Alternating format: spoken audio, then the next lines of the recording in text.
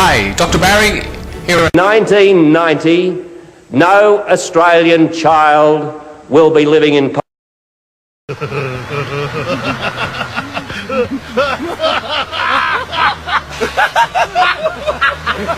dissolution. His government should stay in office because of its majority in the lower house.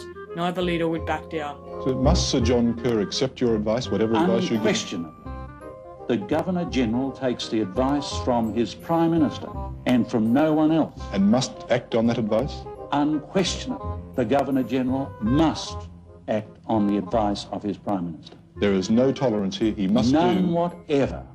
Then came Remembrance Day, November 11th, 1975. After meetings with both leaders, the Governor-General announced that he was dismissing Mr Whitlam and appointing Mr Fraser as caretaker Prime Minister until the general election decided the issue. An angry Mr Whitlam responded to his sacking in a speech in the steps of Parliament House. Well, may we say, God save the Queen.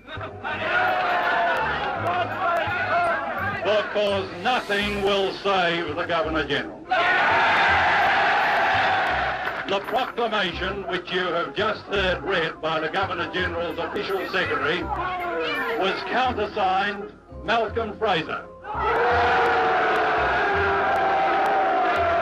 who will undoubtedly go down in Australian history from Remembrance Day 1975 as Kerr's Kerr.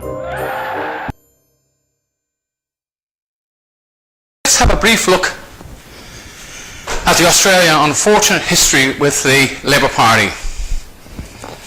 Gough Whitlam, we'll start with him. He's in the background here. A member of the Bar Association, in other words, in 1973 introduced an Act of 1973 which he tried his best to get rid of Queen Elizabeth II. At that particular time, the Governor-General was the last lawful Governor-General in Australia. Whitlam actually recommended him, the Queen elected him, and Gough. If the Australian people want a republic, they have a chance to have so by a referendum.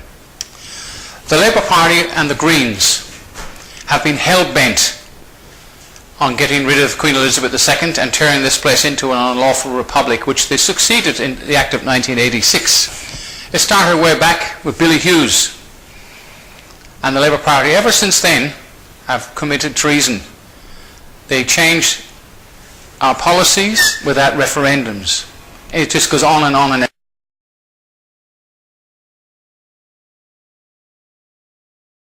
Let's get something straight. You cannot have a royal commission when Queen Elizabeth II has been removed from the Constitution. What we had here was a commission, a whitewash of reality, because no criminal action was taken against these treasonists and fraudsters from the bank. They actually got away with it. In Ireland, they had an investigation into the banks, and several bankers went to jail. Was pushed off his farms in Tasmania and left destitute by ANZ. He spent 8 years fighting the bank and even longer waiting for an apology. They have never once ever shown any empathy, they have never shown any compassion, and they have never apologised. Today, that changed. I'll take that opportunity now to offer the Hearsts that apology.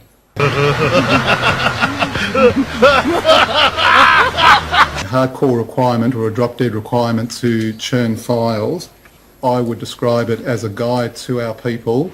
ANZ had required the Harleys to sell all of their properties. Yes. Including their home. Yes. And their sheep. Yes.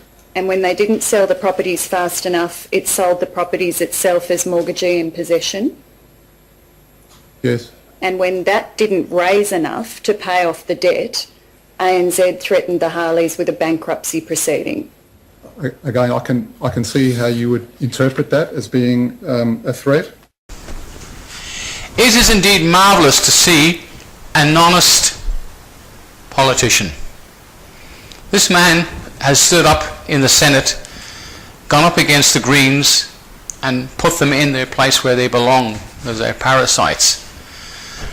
And of course Rodney Colleton, another decent politician, which has been going to be reinstated thanks to the Privy Council in... The bill before us today allows the Treasurer to borrow $4 billion on which we will pay interest at around 2.5%, so that the Treasurer can lend it to the International Monetary Fund and receive interest at 0.4%. Let me repeat that. The bill before us today allows the Treasurer to borrow $4 billion on which we pay interest at around 2.5%, so that the Treasurer can lend it to the International Monetary Fund and receive interest at 0.4%. As you can see, I'm almost alone here in the Senate. Almost no one else has any concerns about this lunacy. Once I sit down, the Minister will speak for about 30 seconds, and 30 seconds after that, the bill will have been passed by the Parliament through indifference. Minister, you've had your introduction. Let the madness begin. But it's good to see somebody actually honest. Now, the Senate is a house of corruption because, as you can see here, the Liberal Democrat senator, he just said there's nobody in this chamber, only himself and a couple of people, and they're going to go through the motion of passing a law. He stands up, he sits down, the Minister speaks for a couple of seconds, and then the empty Senate makes the law, and that's how they got a lot of stuff passed into law through deception. It is so sad that so many women and men, mostly men, have given up their lives for the freedom of this country, fought and died.